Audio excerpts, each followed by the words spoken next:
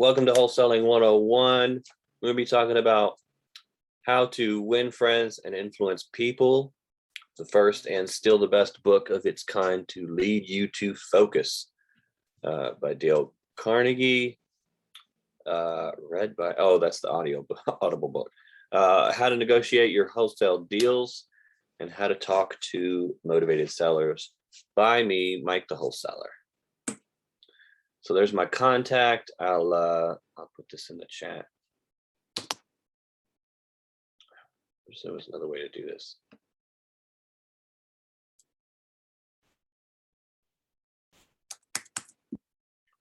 All right, let me know any questions you have.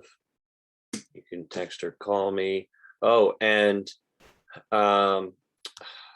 Stacy just told me yesterday they've got achievements on the site. So I believe it is 20, and we'll probably take a look at it after this, but it's 20 webinars. If you watch 20 webinars, you get a free coaching call with me. And so we've linked up the calendars. So as soon as somebody gets to 20, you will then get a link to Appointment Core or some site to where you can make an appointment, and it'll show up on my calendar, and we will meet, and I will, discuss strategy and coach you through whatever deal, anything you need. So yeah, get on the webinars, watch them, learn, and then you'll get that. And I think later on you get a coaching call with somebody else, and then of course you get a t-shirt, all this other cool stuff. So more webinars you watch, the better. So here we got, I'm married to an amazing, beautiful, shy wife. I got 2 crazy kids. There they are, Noah and Lincoln. And they're at grandma's house today.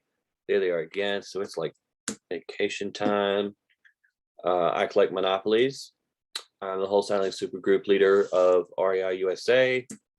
I won Teacher of the Year for 2018 for the Wholesaling Boot Camp. And you can text script to 678-439-5699 to get my seller script. And there's a little snippet of it.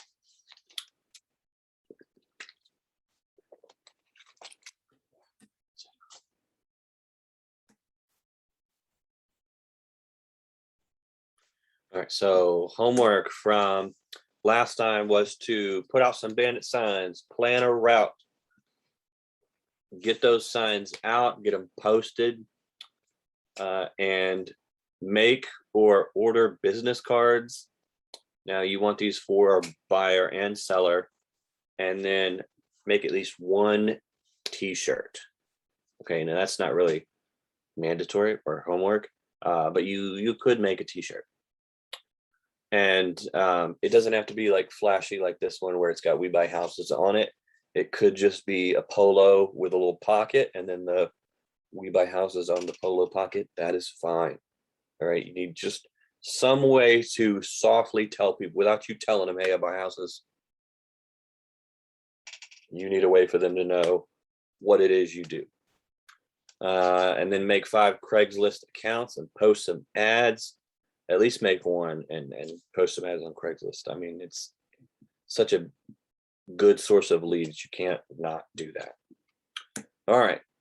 How to negotiate, the meat and potatoes of the webinar. All right. How to negotiate. Don't say no to drugs. All right. Just say no to negotiation. All right. If they can't be helped, move on. I was just talking with my mastermind, and Chris was saying this week during his time to share. He said, if I get sort of that feeling that they're going to run me through a house with a bunch of other investors, I don't even go. He said he does not go. I don't either. I did. You can do that, but if you do, stay late, wait till everybody leaves. And I guess you could sort of get the feeling if they're going to be like that kind of person. So I've been to some where we were there and everybody ran through. Somebody had a little Bluetooth and was talking. What's your email? While we're there, can I get your email? I'll send you the contract. And I had a paper contract, and we pulled it out, and we did the deal right there. What they were asking, everybody left. I stayed back. I was like, all right, well, you're asking this. That sounds good to me. I mean, let's do it. And she was like, yeah, okay, cool, let's do it. So we signed it right there on the trunk of her car. And yeah, it was like, so you got all these cool systems. You got paid for this mentor probably, who was in the Bluetooth, and everybody else that ran through that house. I mean, he was the one that stayed back and actually got her information. I then got, her phone number because we had already done the contract. So yeah, but if you got the feel it's going to be like that, do it. If it's going to be, highest and best, run everybody through. Basically, like their cousin's a realtor and they're like, hey, run everybody through. Yeah, I wouldn't go to those because there's no way you're going to win that deal. You're going to pay too much. You're going to pay retail, right? So let retail people pay that. All right, if they can't be helped, move on. So basically, we don't negotiate. We don't negotiate with terrorists, with sellers. We don't actually negotiate. Like, I'll give you 50,000, and then they're like, all right, well, no, we do 90,000. And you say, all right, 60, and then you meet in the middle. It's not like that. When to not negotiate, when they're on the fence. So if they're on the fence and they're showing no signs of coming down off the fence on either side, they're just a complete tire kicker. All right, it's going to be pointless.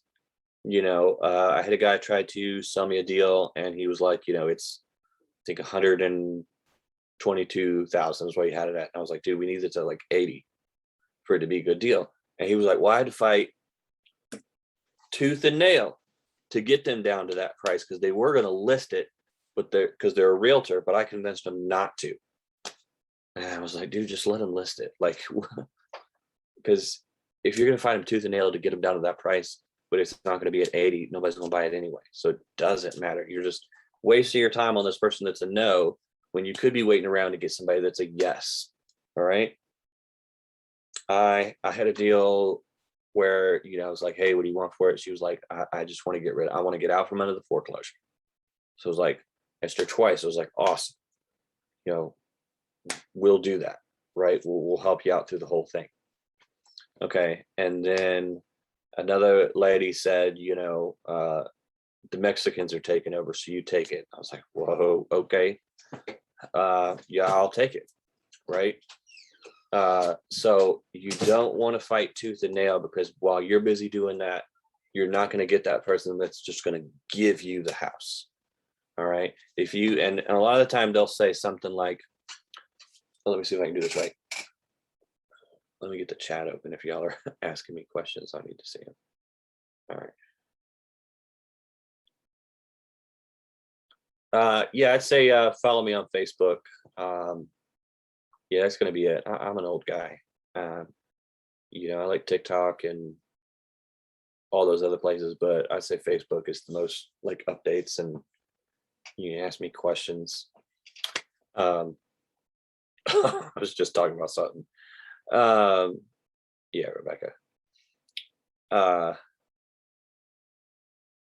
Oh, let's see, I'm going to do this right, because it's like this every time, and you'll see it and you'll totally get it, because let me drink some water. Well, I'm not going to give it away. They say it like that, I'm not going to give it away. You'll be talking to the seller and you'll be saying, well, so you want to sell it, does it need any work? Does it need this? Does that? Tell me about the house. Why are you selling? Okay, good. What do you want for it? And their answer is straight up, I'm not going to give it away. And it's like, wow, how much are you selling it for? I'm not going to give it away.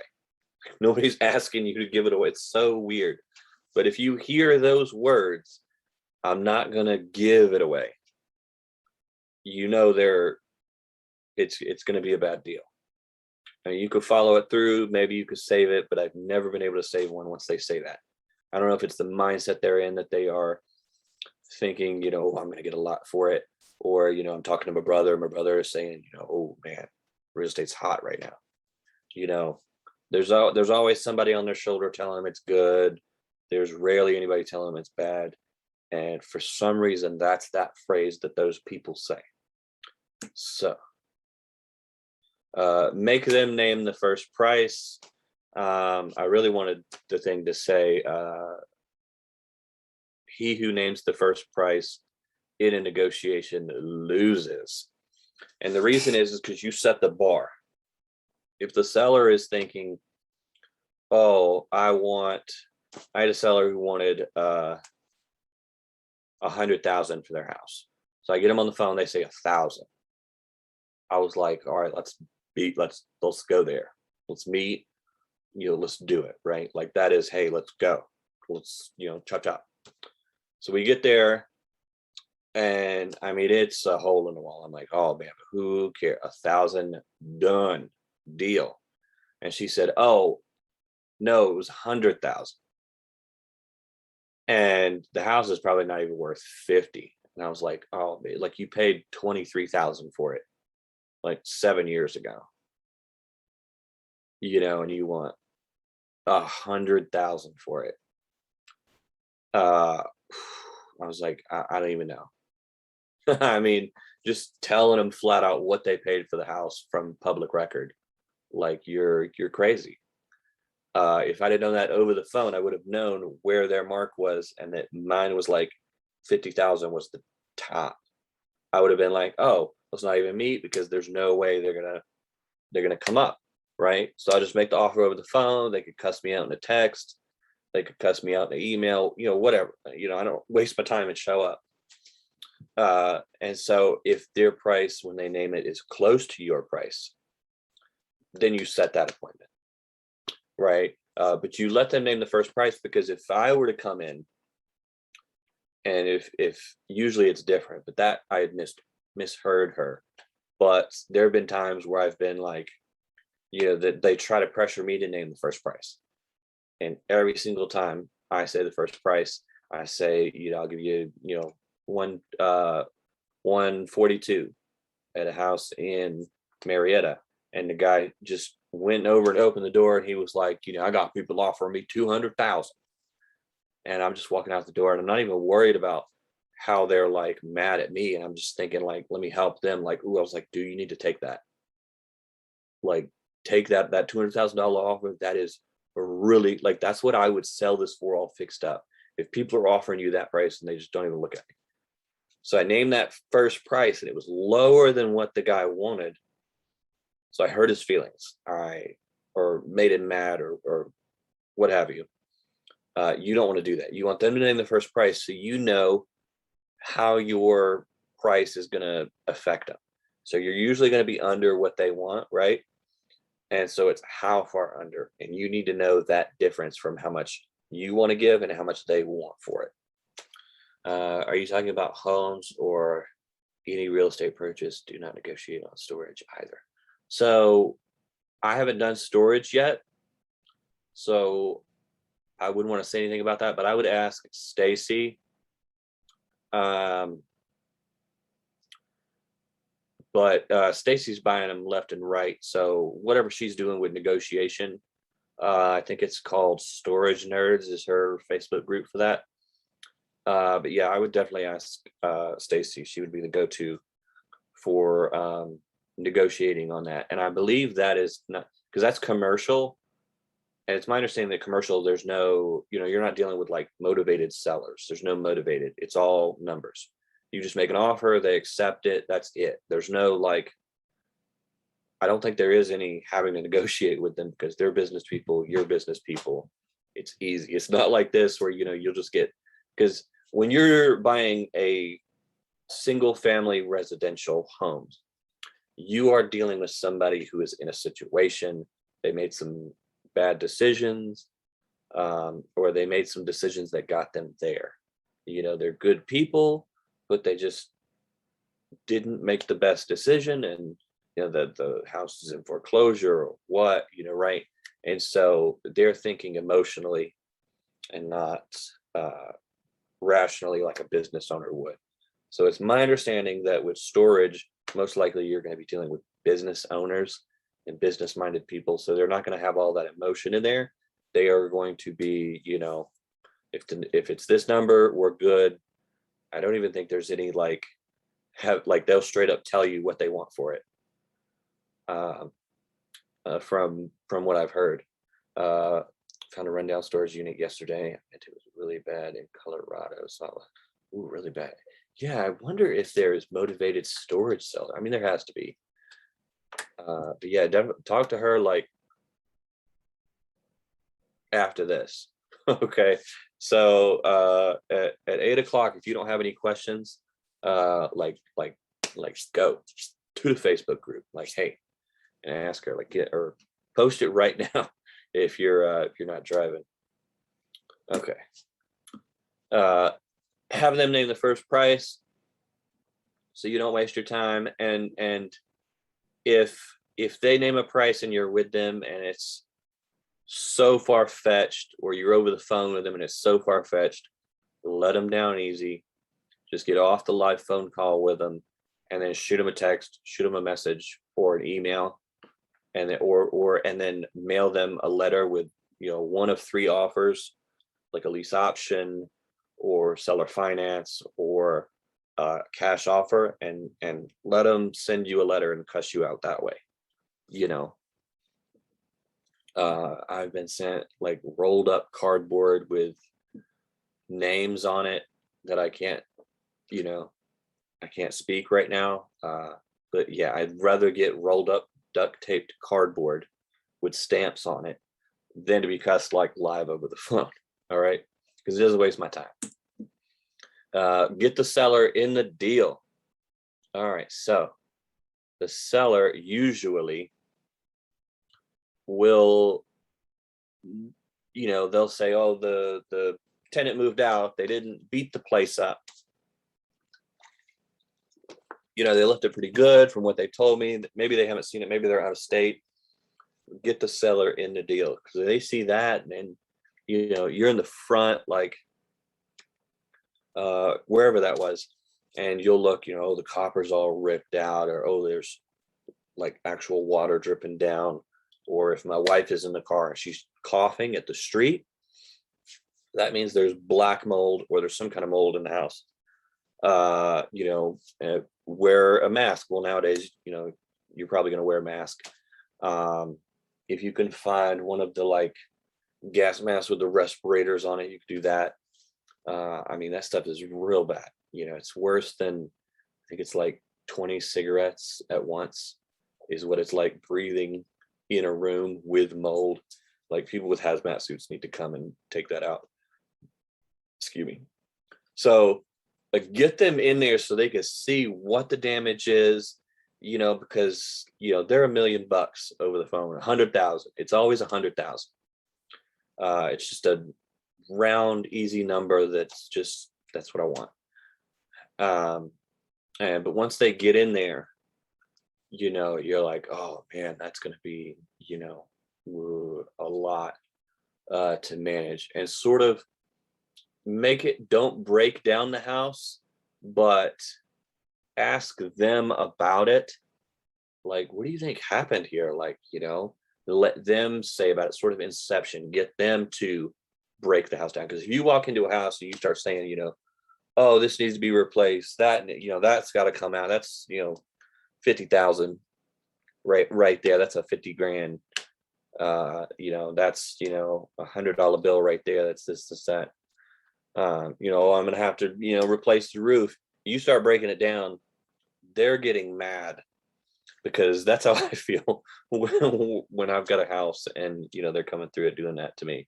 So it hurts. And your first response is going to be to get angry, and they will get angry at you when I've done it. They do it all the time. So inception them into breaking the house down, make them think it's their idea, that, gonna have to rip all this copper out, or all the copper got ripped out, so we're gonna have to pull that. And then it's like, what is that? Oh, it's crimped, meaning they're going to have to cut it, up there and go into the next room or whatever. So get them to break the house down while they're in it. If you can't get the seller to go in it, or I had a landlord, slumlord, that would just sit in his car out at the street, and I would show him pictures, and he was just like, nah, I want the full amount. And they were living in this house, and I was like, man, y'all should be living somewhere better. But try to get them in the deal if you can.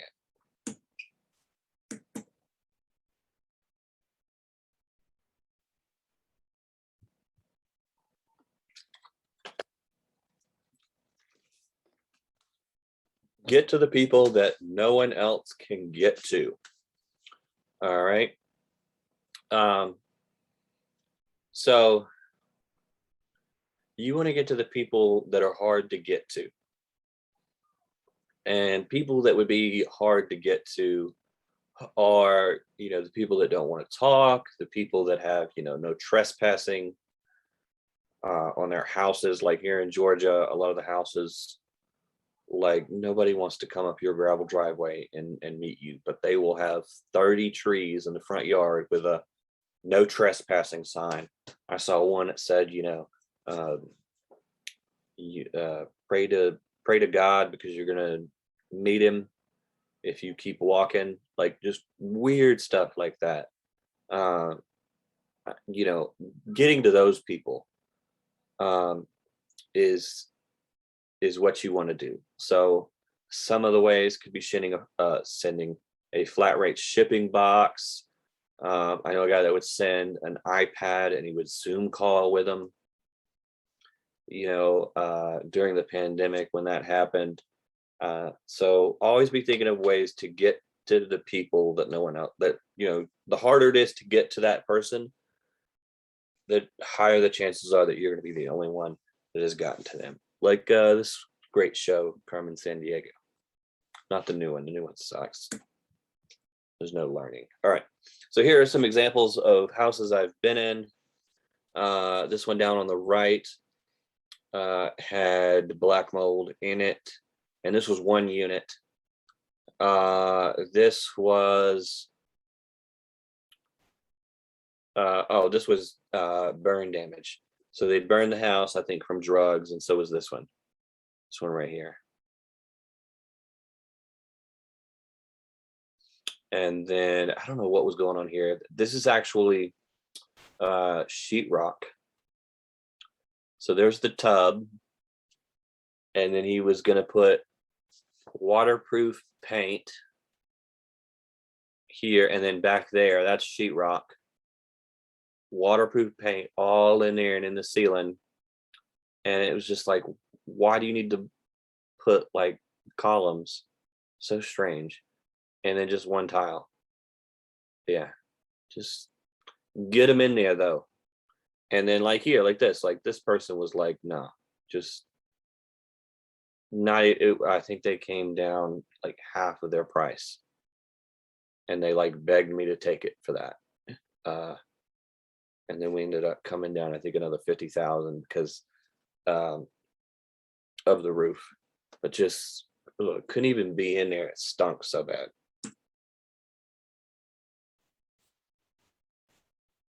That's all I have. Maybe I've got some more. All right. Forget about the aggressive tactics you've been taught. Forget those. What's the least you'll take? Is that the best you can do? Like, think to yourself and think you've got a deal. And, you've got it under contract. And this cash buyer walks in. And he looks like this guy right here. This guy in the suit and the tie. And he says, what's the least you'll take? And then they pause. They always pause. Is that the best you can do? Like it, right? You feel that the seller feels that way. Okay, that's how they feel. All right, both sides need to leave the table happy. All right. I have met with sellers where I have tried these tactics, and I'm like, oh man, I've got this at such a good deal. But the seller left the table mad. I left the table happy, right? But then the seller never showed up to the closing. Couldn't get him to show up. Now I could sue the seller, but like, what? I'm a professional real estate investor, and they are uh, a regular average Joe with a 9 to 5. The court is going to see me as this aggressive real estate investor. And they might not even have any money. I sue them. I didn't get the house, but then I spent all that money taking them to court and getting a lawyer, all that, and it's not worth it. Right. So I could just come up on my price a little bit so that they are happy, and not try to dig at it so much to where I get it at a great price to where both sides happy. That's why in the seller script that you're going to get, it says, what's the price, or how much do you want for it that would make you happy? All right. We don't want to, yeah. Got to be a win-win, right? Because you could get that good deal, but then the seller won't respond to you. They may just ghost you at that point and sign with somebody else. Yeah. Be a good person. Okay. Don't lose your soul trying to, quit that 9 to 5. Okay. Let them be the head honcho. Don't be aggressive. So, occasionally this tactic of what's the least you'll take, what's the best you do, that aggressive is, that is very few people actually have that kind of personality. And there is one person that's like a pushover type of personality. You're rarely going to see that person. I think it's like 1 in 100, 1 in 1,000. And when you do find that person, being nice is also going to work with that person too. But those other 999 people are not going to take the aggressive attitude. And you want them to be the head honcho, because this is a technique I use a lot. You always let other people, make them think that it was their idea. Let them think that, hey, they're the head honcho, they're the leader, they're the boss. Because Captain Kirk, for example, right, may not be the smartest like Spock, but he always made sure that it was, Captain Kirk that was pulling the shots, doing the stuff, and then he would advise Kirk. He advised, a trusted advisor, right? That's what you want. They were for others too. Yeah. So I had a guy, and he had these 2 1-bedroom, like Flintstone movie shacks, and 1-bedroom, 1-bath houses. And I was like, I don't know if I can do anything with this. I'd have to add some houses. And he was just, this is what I want for him. And I was like, man, I don't know if I could even offer half of that, because I don't even know what I'd sell them for, what I'd rent them out. Like, I can't rent out a one bed, 1 bath. And he was like, I get it. And we talked about a couple other stuff in between there. And he really reminded me of my dad, which was why it was so easy to talk to the guy, because my dad would just talk a lot, and small talk. So I spoke to him like that, and he said, all right, well, this is the price I want. Think about it, and then we'll come back. And he said, okay. And so I was like, all right, I'll call you tomorrow. Called him tomorrow, didn't pick up. He had a voicemail that said, the wife is going into surgery tomorrow, so I might not pick up, which is a strange thing to do. But I called him back the next day, and I was like, didn't pick up. I was like, is your wife okay? You all right? Like, you're scaring me now. I think I called him like 2 more times after that, and I was like, all right, are you good? Like, what's going on here? And he said, that was my voicemail, and you were the only person that actually asked about my wife, right? He said, I got other people. He showed me some texts he got, what do you want for this house? We can do it from the hospital, whatever. Like, and he was like, oh, it was just a tooth surgery. Tooth was fused to the bone. He was like, oh, it was easy, in and out. But he, being an old guy, didn't take the phone to with him. He leaves that at home for some reason, treats it like a house phone. So, but yeah, I think a couple weeks later, he handed me the phone number, the name. He even told the guy, "Hey, my friend Mike is going to give you a call." These brick duplex down the street, just handed it to me. He was like, "Yep, give him a call. I told him you'll be calling." Told him what I looked like. I didn't have a beard. I think I had a goatee at that time. And I was like, "Oh man, didn't even do the deal with him, but I ended up getting a way better deal." Okay, so it will come back. Yeah.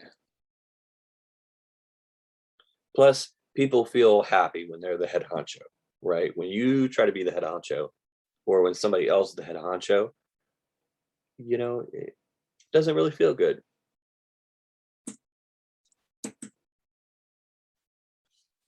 All right, so when to negotiate if there are no more motivated sellers. So if you don't have any motivated seller leads coming in and they're just drying up, and you've got like one person that's like even halfway motivated, try your hand at it. You know what I mean? Like, what are you going to lose? You're going to lose this one lead that you have that's not even that good. If you don't have other leads coming in, it just try, have a go at it, see what works. Try your what's that sports metaphor? Hail Mary. Is that it?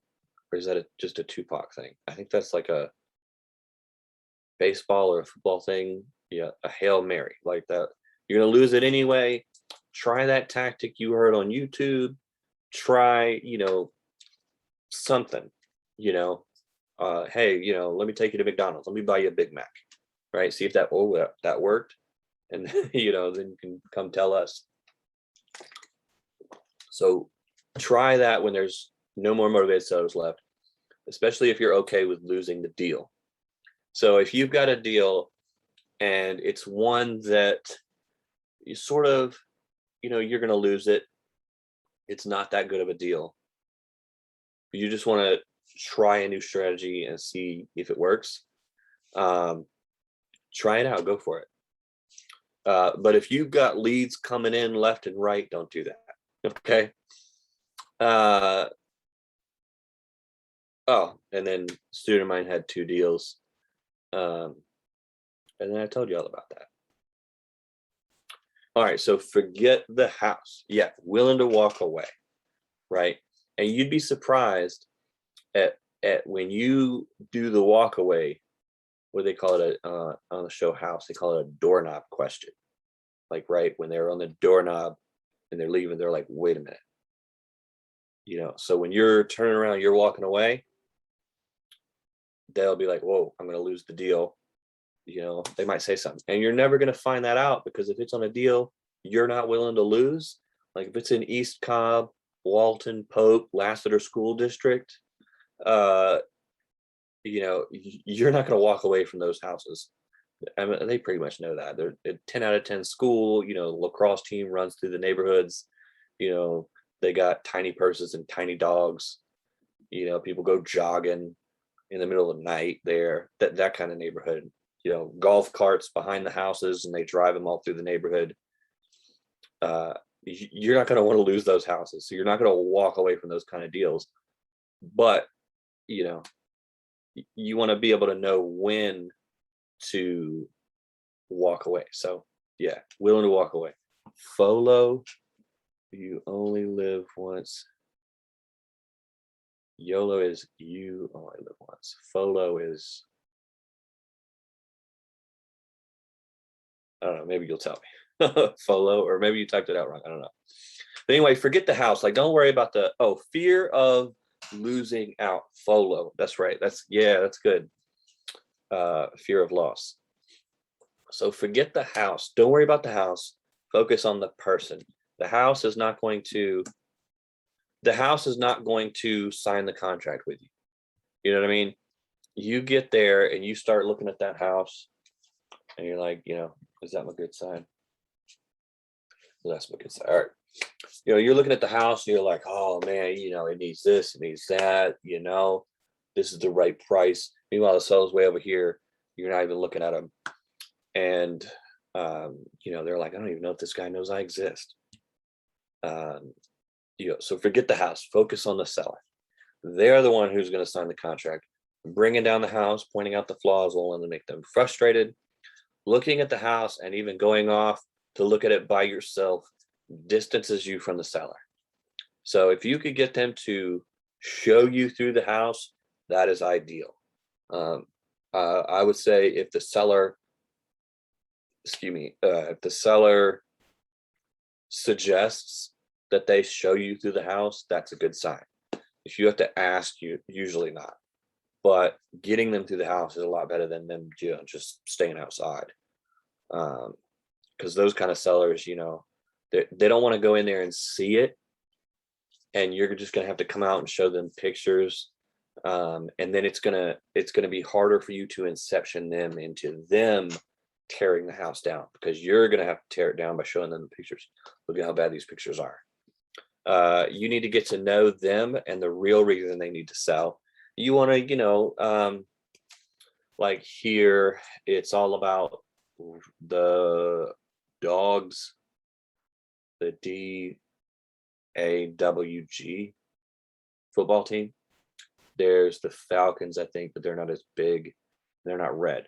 So usually you see people in red with G's on. You're like, oh man, let me tell you about it. We're in dogs country. You don't bring up Gator, which is Florida Gator, which is, I think, is a rival team. Do not bring that up. All right, you trash on the Gator. Okay, they have kids. They see your baby on board sign in your car. Back when Pokemon Go was big, you would see signs that they played that game. People were just living life to the fullest back then. Any like non-real estate way that you can connect with these people is it. Whoever they're ragging on, you're ragging on that person too. Oh man, this usually I think it's Patriots. Everybody hates on the Patriots. It's like the best name ever. I don't know why people hate them, but they hate them.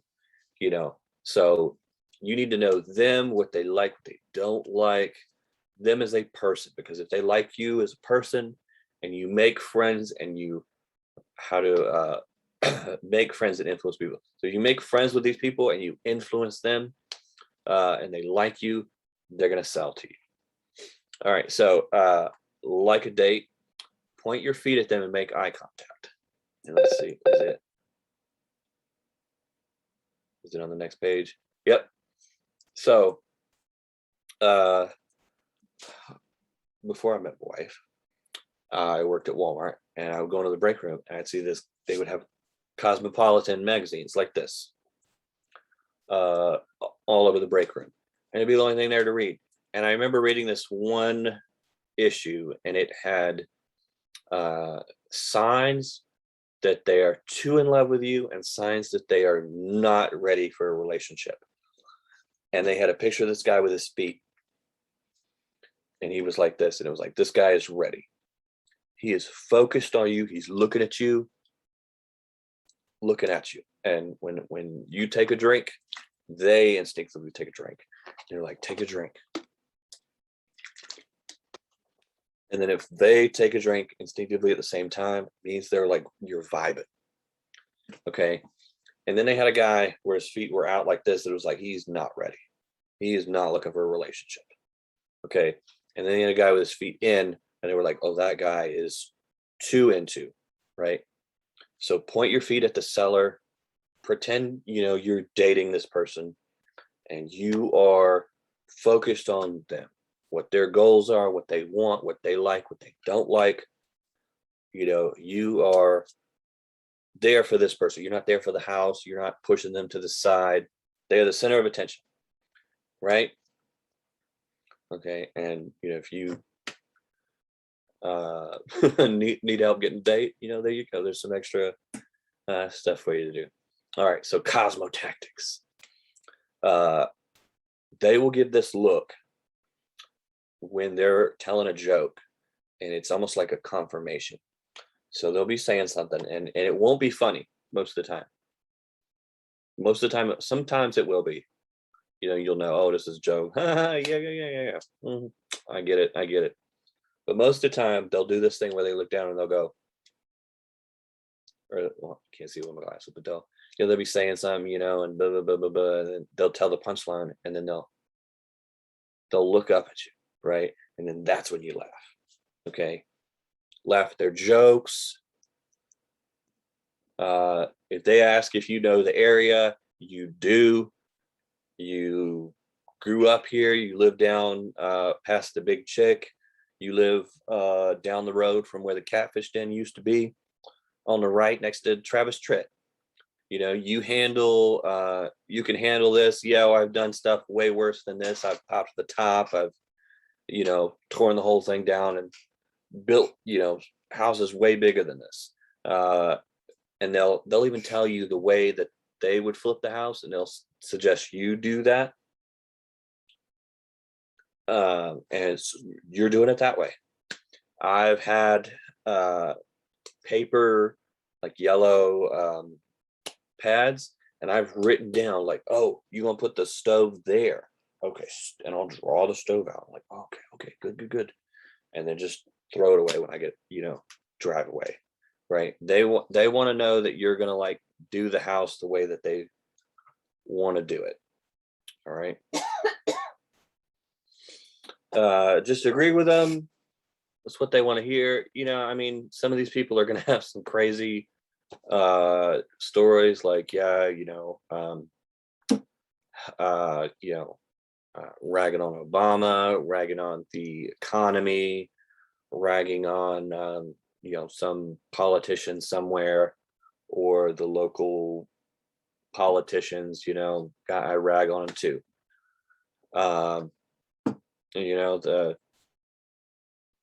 Just rag on them. Find any connection between you and them. Yeah, so here's a funny meme. Some black guy, some white guy, and then they do a handshake. And usually this is like, two things that are similar, but this is literally what's in the photo. If the hate of any group of people, then just agree. I hear it all the time here in Georgia.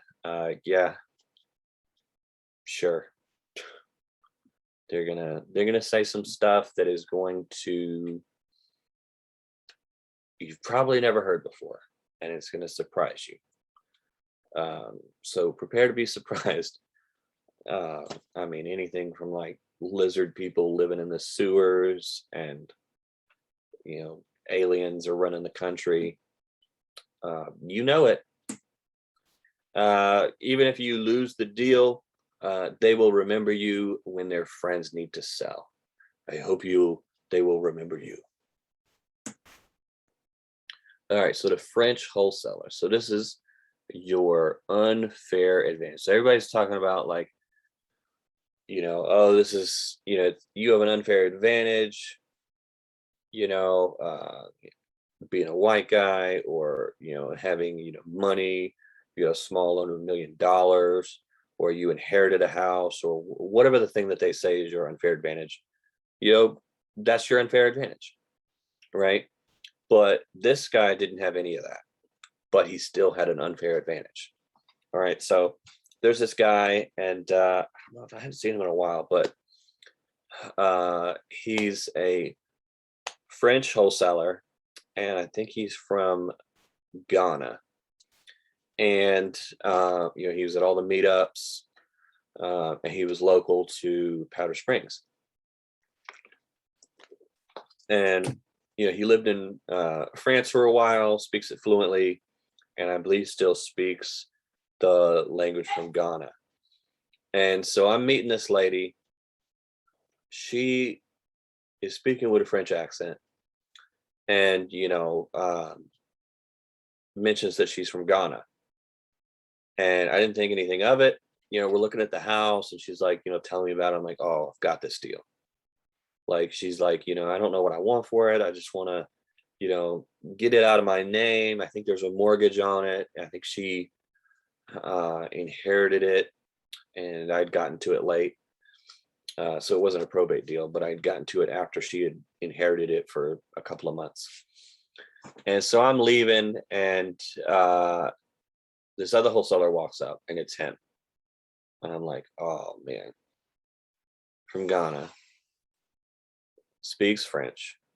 I was like, dude, you got this in the bag. And they were already smiling and laughing. And before they even walked in the house, before I left, I was like, dude, he's got the deal. Like, why am I going to sit there and try to get that deal from him? Is an unfair advantage. There's no way you're going to take down an unfair advantage. And when you find yours, there's no way anybody's going to take that down. Right? Because like that lady that said, the Mexicans are taking over. If a Mexican person had come, there's no way they would have gotten that deal from her, because she's so, off the deep end into hating these people. She never would have given it to him. That was my unfair advantage in that deal. And I just agreed with it. I was like, oh, wow, I'm taking over. Oh, okay. Let me deal with that. And then I ended up selling it to Jose. So, maybe they are taking over, but, I want to be on their side if they are. All right. Like, they're good people. So that was the unfair advantage of the French wholesaler. We all have an unfair advantage. I may not be able to help you find out what your unfair advantage is. And it may not be as crazy of an unfair advantage, but you do have one. All right. So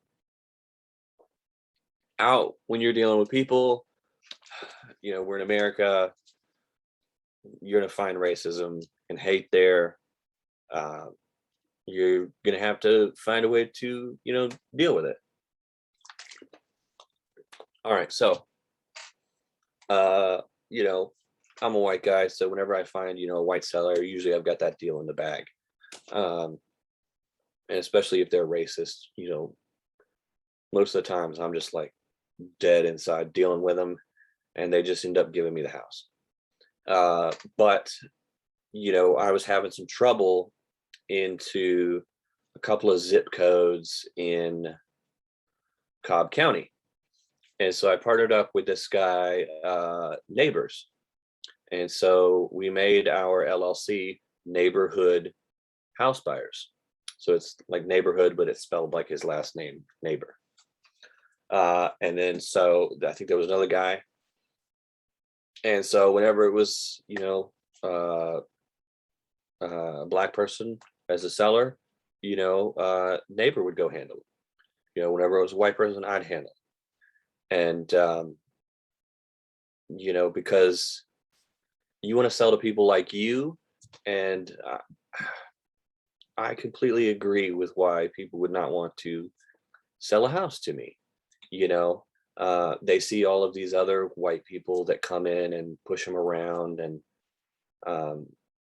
I hear a lot of white people say a lot of, hateful things. And,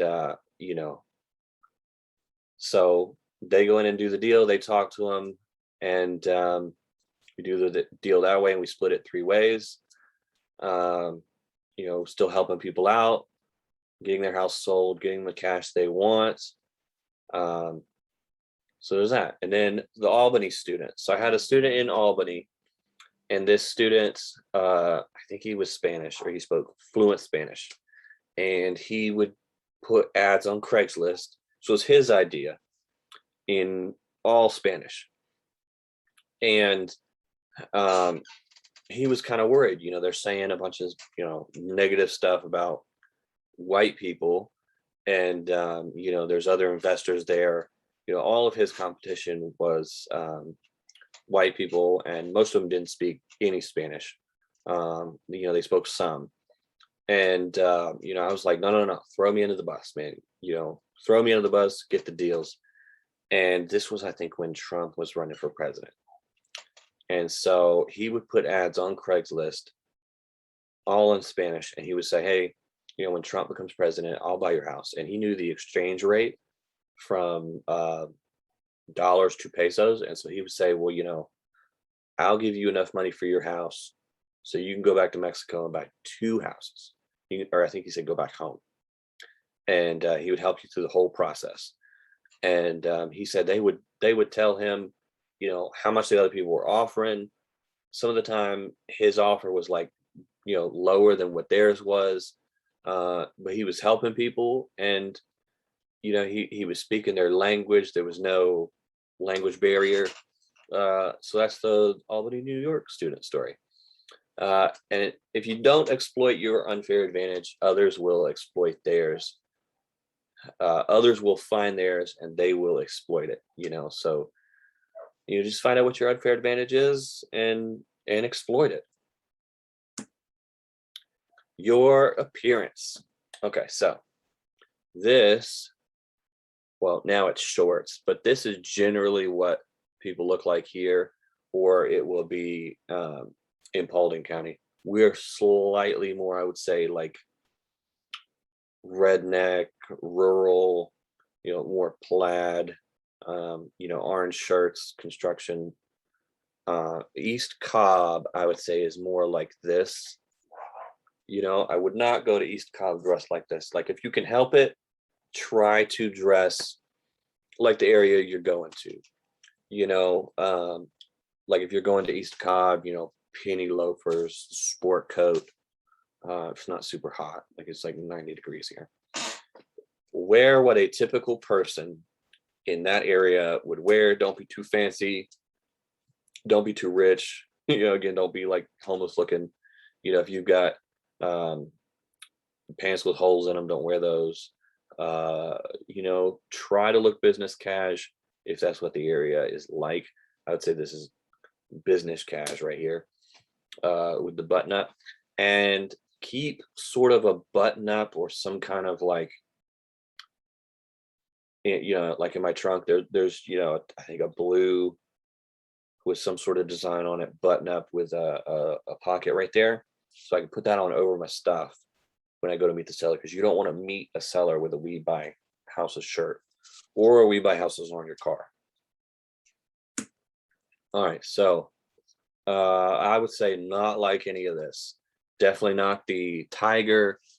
Let me move it. Definitely not the suit. You're usually, this is going to be perceived as like a Mormon, or you're going to come to sell them, something, right? And then you don't want a fancy watch. And yeah, this is me. Back in the day, I used to go by Magic Mike, and people would confuse me for this guy right here, Channing Tatum. But I would not dress like this at all either. Okay. Unless that's like what everybody around there wears. I mean, that might be possible. So here's what I wear. And I was at, I don't even know. Pay like $5, I think, and your kid plays on the, the playground. Catch air, maybe. Jump air, something like jump its, maybe. But yeah. And I would say, if you've got a car like this, chances are you have 2 cars.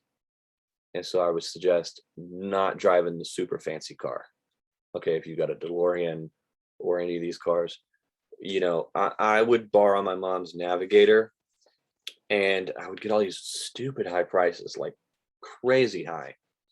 And it wasn't until I took my Toyota Corolla that I started getting these reasonable offers. And I realized it was I would borrow her Navigator, and I would wear this like suit up here, and they would say, oh, you're in your Sunday best, and I'd be like, yep, it. And because I thought that's what I should do. And when I started doing the Corolla and toning it down to business cash, or like red plaid and jeans, or during the summer I'd wear shorts, flip-flops, and a t-shirt or a polo t-shirt, I started getting better offers. All right. And try not to have a car, Because if your car's all beat up, I mean, there's nothing you can do, but it's gonna look bad. At least park like where they can't see the side that's got like, the trash bag on it, duct taped on there. We've all been there, but you don't really want them to see that, because you'll get comments like, if you can't afford that, how are you going to buy my house? Okay.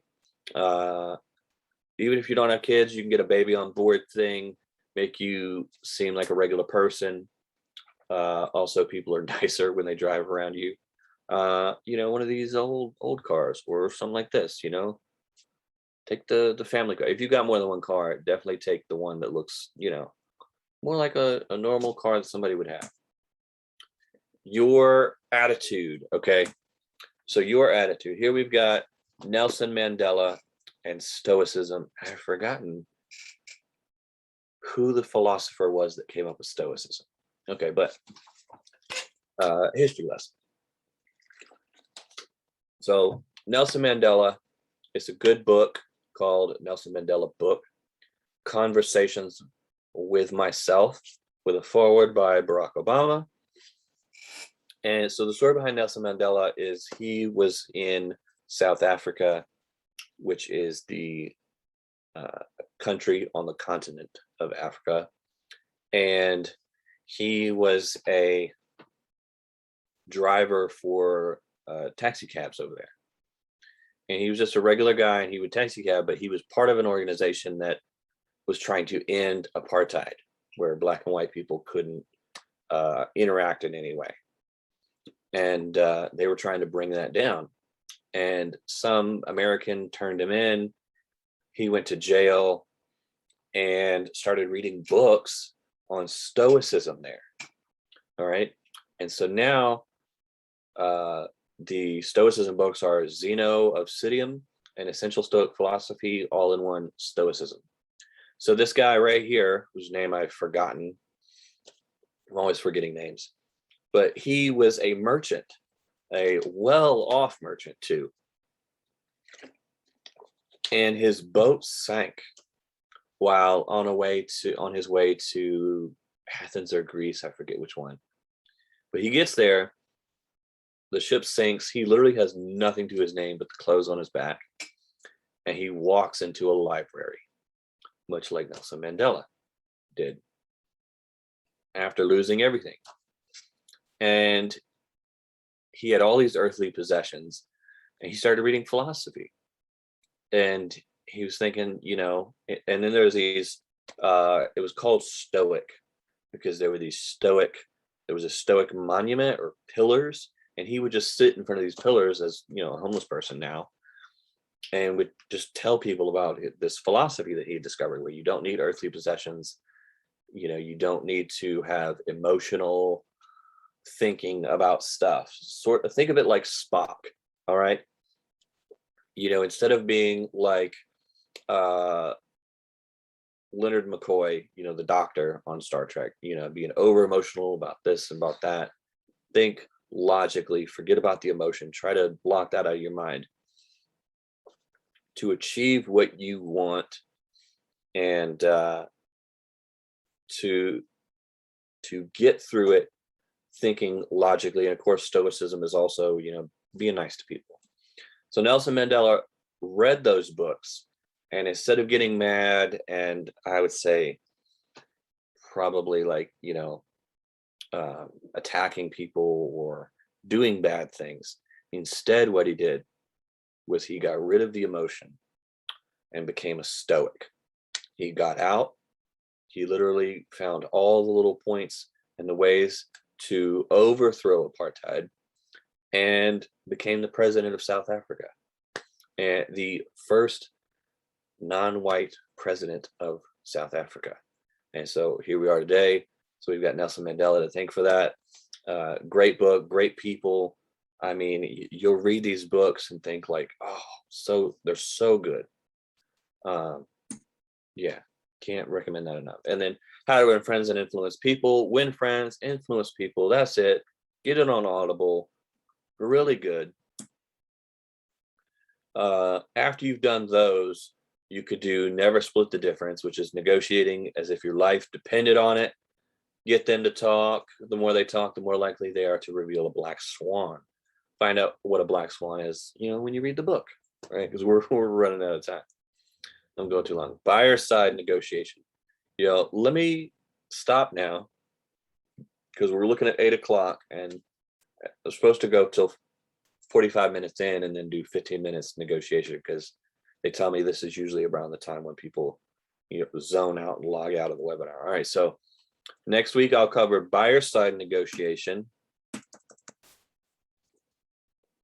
and contracts, and we'll cover role playing as well. So I'll have some scenarios up for if I'm the cash buyer, if I'm the seller, if I'm the wholesaler, you are the seller, you are the wholesaler, you're the cash buyer. And we'll role play it out like this.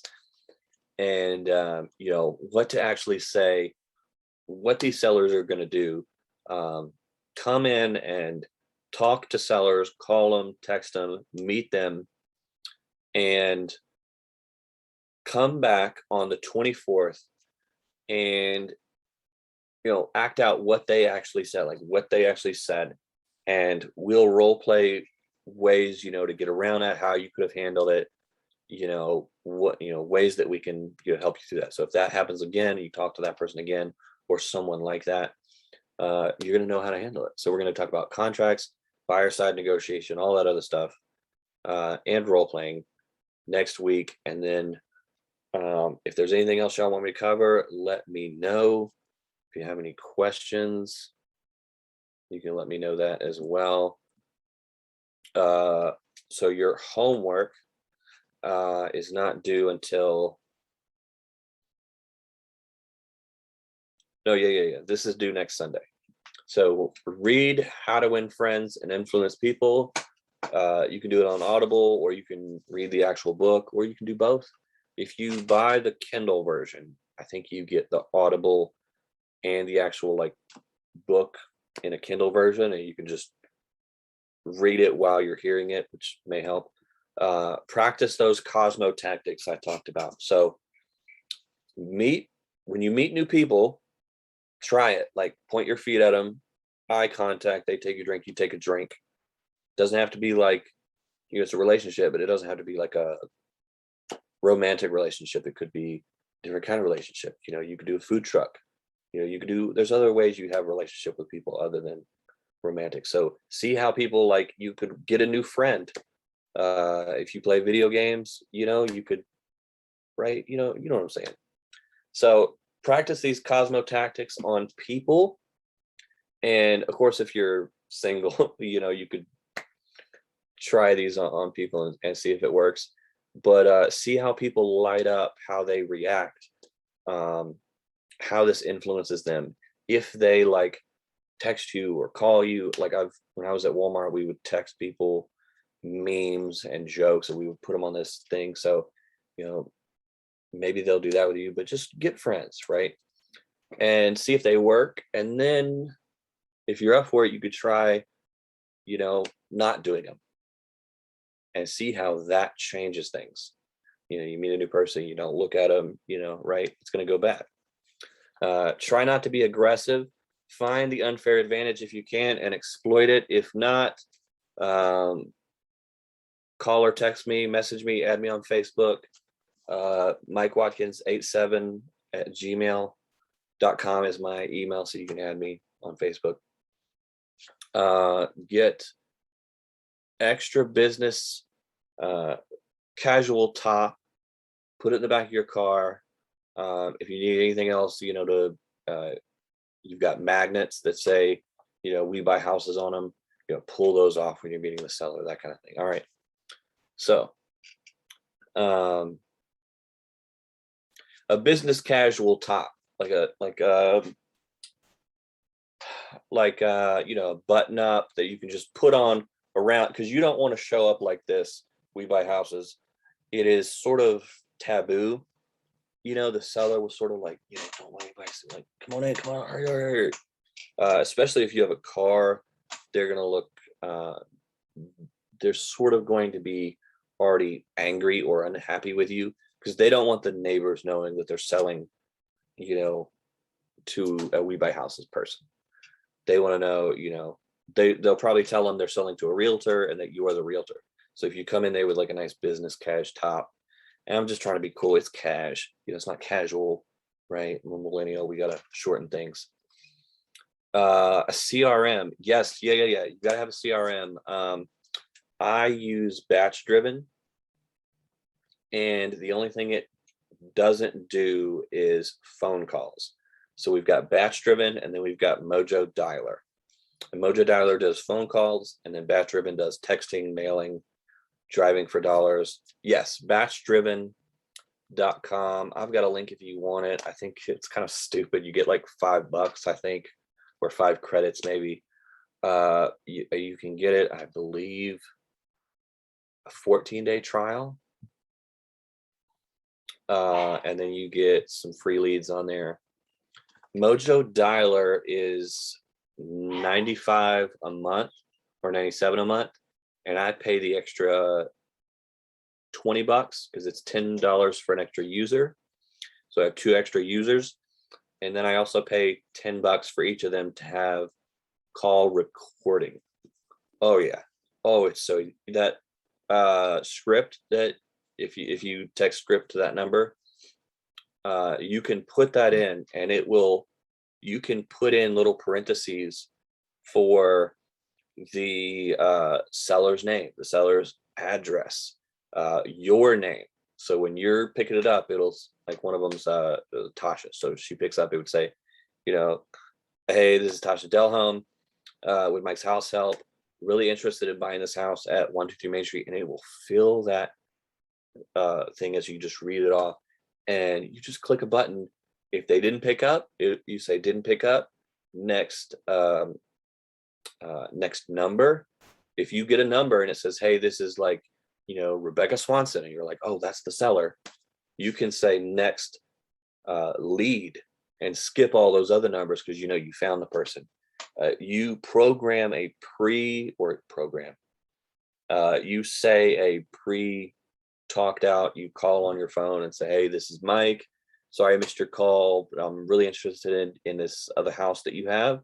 If you ever think about selling, let me know. If you are interested in selling, I would be interested in buying. Again, my name is Mike Watkins with Mike's House Help, and you can reach me at this number.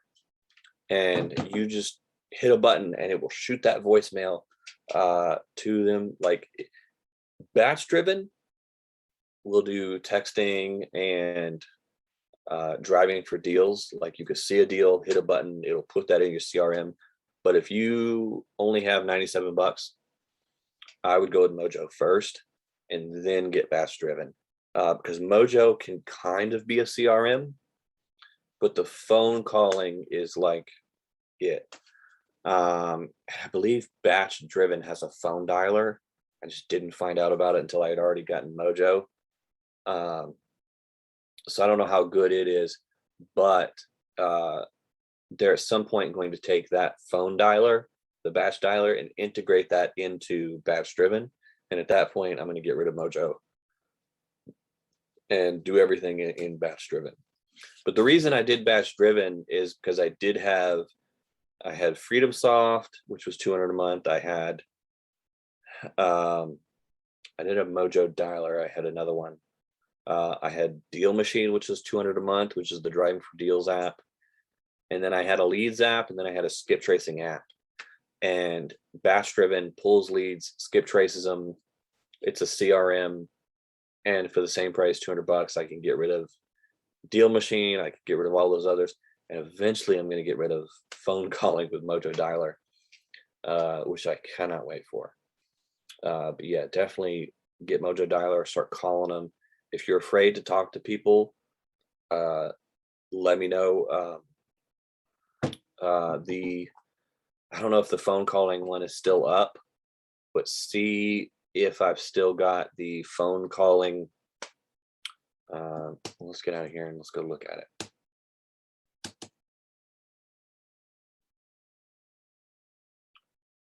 So if I've still got the phone calling one, I've got some really good tips on right here. So April. it might still be up there. After a certain point, they delete them from the site. But if you can get to this one, and wait. Oh, let's drive it. This one. Wait, is that April? June. If you can get to the June Wholesaling 101, I talk about phone calling. And I think it's the first one where I talk about actual calling. And the second one, I cover texting and all the other stuff. Okay. Not afraid. Yeah. Oh, man. I'll talk for an hour to a wrong number. Like, what's up? Not afraid of calling. Need a script to follow. Oh. So the script. Oh. So text.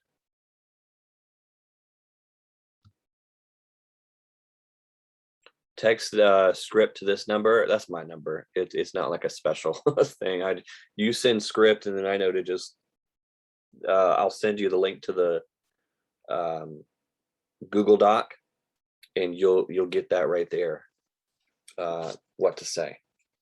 But yeah, it's like, what are they gonna do? They're on the other end of a phone. Like, you know what I mean? If they say no, just hang up, move on to the next person.